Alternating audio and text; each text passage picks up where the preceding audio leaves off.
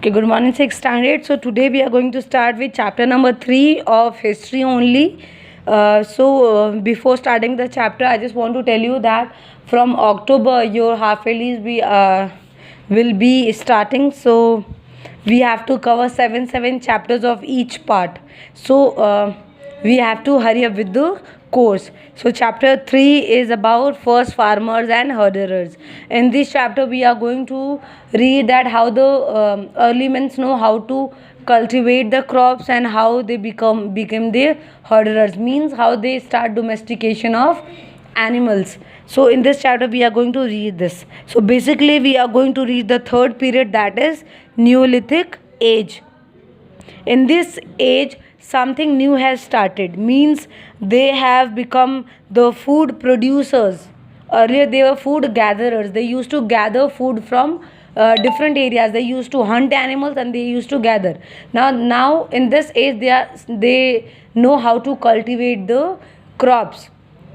पहले टाइम में जो हमने पढ़ा था पैलियोलिथिक और मेसोलिथिक में ना, उन दोनों पीरियड में हमने ये पढ़ा था कि किस तरीके से जो अर्ली मैन से वो क्या करते थे, जानवर को मारते थे with the help of stone tools and they start eating it. फिर मेसोलिथिक में हमने देखा कि उन्होंने पका के खाना शुरू हो गया. वैसे तो discovery of fire was in palaeolithic period only, but mesolithic में they know how to eat raw meat, cooked meat, and in Neolithic they know how to grow crops. So this period was between 8000 to 4000 BC. अगर आप देखेंगे तो time period क्या हो रहा है, कम हो रहा है. पहले था 1 लाख, फिर कम हुआ, अब हो गया 8000 to 4000 BC में था Neolithic age. In this they know how to cultivate their own food. Cultivate means उन्हें पता चल गया किस तरीके से अपने क्रॉप्स उगाने हैं. नाउ उन्हें पहले से नहीं आया, it was a sudden change. जैसे फायर अपने आप हुआ था और धीरे धीरे they know how to lit fire, तो उसी तरीके धीरे धीरे उनको भी क्रॉप्स उगाना भी आया. ऐसा माना जाता है कि पहले क्रॉप्स उग गए अपने आप से. जैसे भी I just want to give you example. जैसे आप देखते हैं बारिश आती, ठीक है, अगर आपके पास छत है या फिर आपके पास गार्डन है, तो आप देखेंगे गार्डन में अपने आप ही कुछ जो प्लांट्स हैं वो अपने आप ही उग जाते हैं. वाई, वो कैसे उग जाते हैं? बिकॉज ये एयर, वाटर, ये क्या है, सोर्सेज ऑफ वो हैं. ये एक ऐसी सोर्स है जिसके थ्रू क्या होती है, जर्मिनेशन होती हैं. कभी कभार एनिमल्स के स्किन पे भी, अपने साइंस ही पढ़ा होगा, एनिमल के स्किन पे भी कुछ एक कांटे वाले बीज आता है. वो क्या होता है, एक जगह से दूसरी जगह क्या हो जाता है, ट्रैवल होता है और उस जगह पे वो उग जाता है. उसी तरीके से जो हवा है अपने साथ जो कुछ बीज को उड़ा के ले जाती है और कुछ ऐसे जगह पे भी गिरा देती है जहाँ पे इंसानों ने नहीं उगाया होता है. ये क्रॉप्स उगाना कुछ इसी तरीके से हुआ. अपने आप से कुछ जगह पे कुछ ऐसे फ्रूट्स उग गए, तो उन्होंने बोला कि I think we should know how to cultivate it. तो उन्होंने धीरे धीरे सीखा how to cultivate food and grow crops and become the food producers. सबसे पहले उन्होंने ज़मीन को प्लो करना शुरू. प्लो मतलब होता है हल से खोदना. आप देखेंगे जब कभी भी अगर हम क्रॉप्स उगाते हैं, we cultivate the land, cultivate the land through ploughshare. वो होता है आगे आगे गाय होती है और पीछे हल होता है. उससे हम क्या करते हैं, ज़मीन को खोदते हैं, फिर हम सीड्स डालते हैं. तो उसी तरीके से पहले उन्होंने ज़मीन को खोदना शुरू कर दिया, फिर उसके अंदर बीज भी डालने शुरू कर दिए. सो दिस इज़ इम्पॉर्टेंट कि पहली क्रॉप्स उन्होंने कौन सी उगाई. So please underline this, it is on page number 18. तो they began by cultivating wheat, barley and rice. ये 3 क्रॉप्स ऐसे थे जो उन्होंने सबसे पहले उगाए. This can be asked in MCQs also कि कौन सी पहले क्रॉप्स है जो उन्होंने उगाया शुरू किया. That were wheat, barley and rice. Evidence of this has been found in Mehrgarh in present day Pakistan. आपको इनके एविडेंस कुछ जो जगह हैं वो पाकिस्तान में है, कुछ यूपी में है, वहाँ पे आपको जगह मिल जाएंगी. So in this we are going to do the map also which is there on page number 19.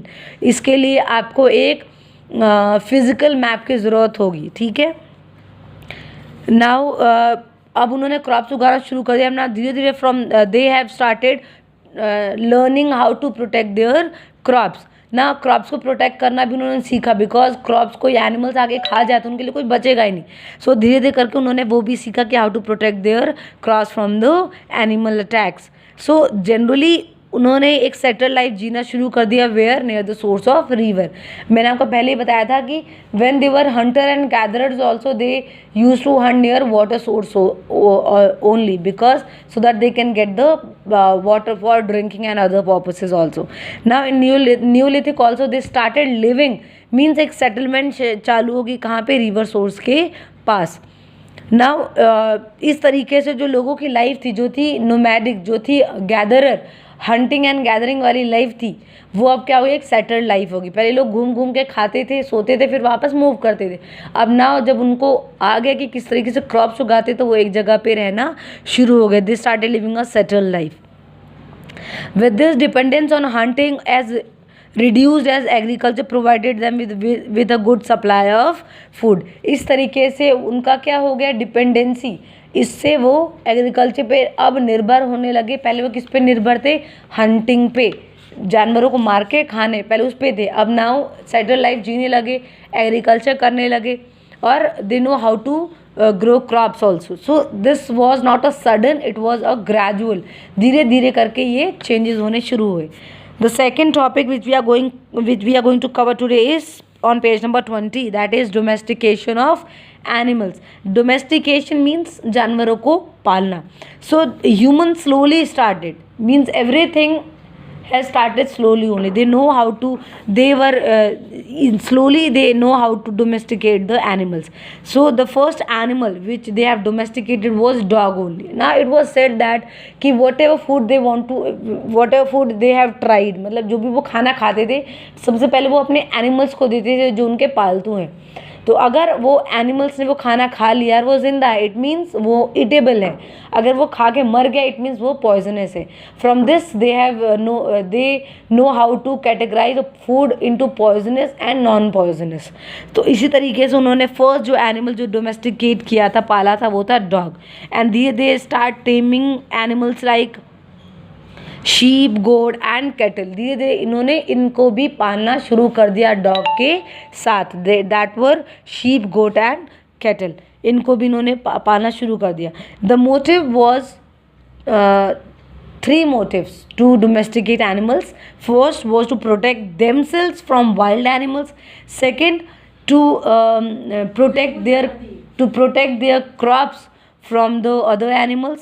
And third, they can feed, like they can get the milk and the meat from the animals. So इसलिए भी वो animals को पालते थे. Now उनको ये भी realise हुआ कि जब एनिमल्स किसी में बाग करता है, means that animal is unknown to them. So उन्होंने ये देखा कि जो एनिमल्स है उनको वाइल्ड एनिमल से या किसी और इंसान से भी बचा सकता है, बिकॉज जो डॉग है वो क्या करता है, अननोन पे भौंकता है, और जो नोन है उससे उन पे नहीं भौंकता. आपने अभी भी देखा होगा, if you are having a pet at home, तो आपने देखा होगा कि कोई भी अननोन आपके घर के रात में गुजरता है तो it start barking. So you get to know that some stranger is coming or some stranger is passing through your house. So goat and sheep provided them milk, and wool ox were used for transportation. So animals के मैंने आपको बताया किस लिए वो use करते थे, milk and meat and also for the transportation. Goat और शीप को वो मिल्क के लिए यूज़ करते थे और उनके वूल के लिए यूज़ करते थे, और ऑक्स को वो ट्रांसपोर्टेशन के लिए यूज़ करते थे. Animals were also used for their meat as they are multiple faster. Milk and meat was readily available as they further reduced the need to move from one place to another. Agriculture तो एक source था ही जिससे कि वो एक जगह से दूसरी जगह नहीं घूमते थे. एक और सोर्स उनको मिल गया था जिससे वो एक सेटल लाइफ जीने लग गए थे. That was the milk and meat which they were getting from the animals which they have domesticated. Okay. Now humans started to maintain flocks and herds of animals for food, especially for the months when crops did not grow. Now उन्होंने अगर उनकी crops कोई उग नहीं रही है या फिर बिकॉज ऑफ सम डिजास्टर्स कुछ हो गया है, तो they have other source also which they can rely on. That were the animals. They can have their meat and they can survive. So उन्हें पता चल गया था कि एक सेटल लाइफ के लिए आपके पास क्या क्या चीज़ें होनी चाहिए. So the next topic which we are going to cover is brick making. which we are going to read tomorrow. So today only two topics: the intro of Neolithic age and the domestication of animals. Please read the content which I am showing you and underline in your book also. Okay. So this thing you have to underline in your book. Okay. This. And this we are going to do when we are going to start with the question answer of chapter number 3 and this domestication of animals. Please underline the lines which I have underlined and please learn it or read it, these lines only. There is no need to read the whole book, the underlined part only you have to read. Okay, thank you class.